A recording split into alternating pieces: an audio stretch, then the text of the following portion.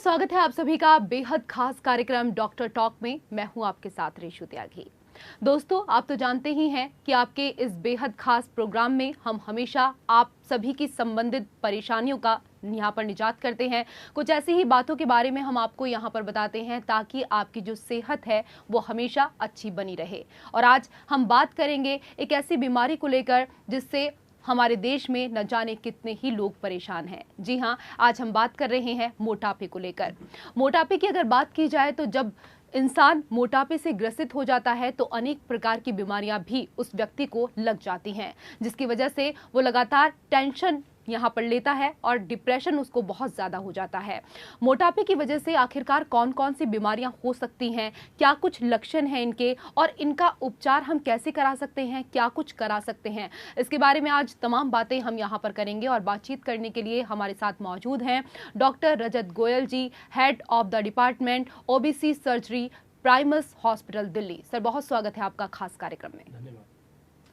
Doctor साहब, सबसे पहले हमारे दर्शकों को बताएं कि कौन सा व्यक्ति मोटा है, इसका अनुमान हम कैसे लगा सकते हैं, कैसे इसको आप परिभाषित करेंगे, और अगर किसी व्यक्ति का मोटापा लगातार बढ़ता जा रहा है तो क्या उसके लिए कोई टेस्ट कराया जाएगा या कैसे, क्या कुछ कर सकते हैं? बहुत बहुत धन्यवाद इस प्रोग्राम में बुलाने का। आपने बहुत अच्छा सवाल पूछा कि हम कैसे पता लगाएं कि कौन आदमी मोटा है और कोई टेस्ट है इसके लिए। जी, कोई एब्सोल्यूट टेस्ट तो नहीं है, लेकिन एक हम क्राइटेरिया लेते हैं बॉडी मास इंडेक्स। देखिए, जैसे इतने सारे लोग इस धरती के ऊपर हैं, सबकी शक्ल अलग है, सबका फेस अलग है, सबके बॉडी के ऑर्गन्स अलग हैं, उस तरह से ही सबकी हाइट और वेट अलग है। ये जो हाइट और वेट है इसको हम लेते हैं और हम कैलकुलेट करते हैं कि कौन आदमी अपने हाइट के हिसाब से वेट में ज़्यादा है या वज़न ज़्यादा है, उसको हम मोटापा बोलते हैं या मोटा बोलते हैं। बॉडी मास इंडेक्स को हम कैलकुलेट करने के लिए दो पैरामीटर लेते हैं। वेट को हम केजी में लेते हैं और हाइट को मीटर में लेते हैं। फिर हम वेट को हाइट की मीटर स्क्वायर से डिवाइड करते हैं। कहने का मतलब ये है कि हाइट को मीटर से हम मल्टीप्लाई करते हैं और वेट का जो केजी है उसको हाइट को मीटर से हम डिवाइड करते हैं, तो वो एक वैल्यू आती है जिसको हम बोलते हैं बॉडी मास इंडेक्स। समझ लीजिए, एग्जांपल लेते हैं, एक आदमी का वजन 100 किलो है और उसकी हाइट 1.5 मीटर है या 150 सेंटीमीटर है, तो 1.5 इंटू 1.5 हम मल्टीप्लाई करेंगे तो 2.25 बन जाएगा और 100 से उसको डिवाइड करेंगे तो बॉडी मास इंडेक्स आएगा 44.4। यानी कि उसका बॉडी का जो बॉडी मास इंडेक्स है हाइट के हिसाब से वेट वो 44.4 केजी बाय मीटर स्क्वायर है। इसका मतलब क्या है?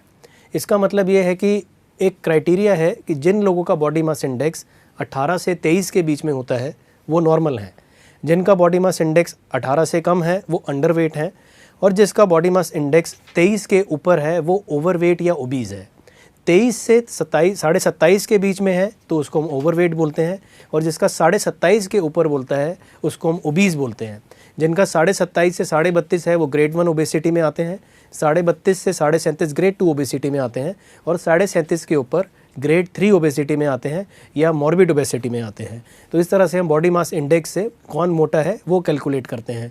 इसके लिए कोई ब्लड टेस्ट कराने की ज़रूरत नहीं है, आप सिर्फ घर में अपना वज़न लें, अपनी हाइट लें और इस कैलकुलेशन से आप पता लगा लें कि आपका बॉडी मास इंडेक्स क्या है। अगर बहुत एग्जैक्टली हमें पता करना है तो एक क्राइटेरिया होता है बॉडी कंपोजिशन एनालिसिस। उसका मतलब क्या है कि आपके बॉडी में जितना फ़ैट होना चाहिए उससे कितना फ़ैट ज़्यादा है। देखिए, अगर आपका 60 किलो वज़न होना चाहिए और आपका 100 किलो वज़न है, ज़रूरी नहीं है वो 40 किलो जो एक्स्ट्रा है वो खाली फ़ैट ही हो, वो प्रोटीन भी ज़्यादा हो सकता है। जो बॉडी बिल्डर्स हैं उनका वज़न 100 किलो होगा, उनका बॉडी मास इंडेक्स भी 40 आ सकता है, लेकिन वो मोटे नहीं है। तो जो परसेंटेज एक्सेस फ़ैट है, मतलब आपकी बॉडी में कितना फ़ैट होना चाहिए, उससे कितना फ़ैट ज़्यादा है, उससे हमें पता लगता है कि एग्जैक्टली कौन मोटा है। समझ लीजिए 60 किलो आपका वजन है और 100 किलो आपका वेट है, उसमें आपका सिर्फ 30 किलो ही फैट ज़्यादा है, तो आइडियली आप 30 किलो ज़्यादा मोटे हैं, ना कि 40 किलो। चलिए, बहुत अच्छे से समझाने की कोशिश आपने हमारे तमाम दर्शकों को यहाँ पर की है डॉक्टर साहब। और टेस्ट कराना चाहिए या नहीं, ये भी जो भ्रांति यहाँ पर थी लोगों के दिमाग में, उसको भी आपने यहाँ पर दूर कर दिया है। डॉक्टर साहब, आप आए और इतनी अच्छी जानकारी हमेशा की तरह आज फिर यहाँ पर आपने दी है हमारे तमाम दर्शकों को, इसके लिए आपका बहुत शुक्रिया। नमस्कार।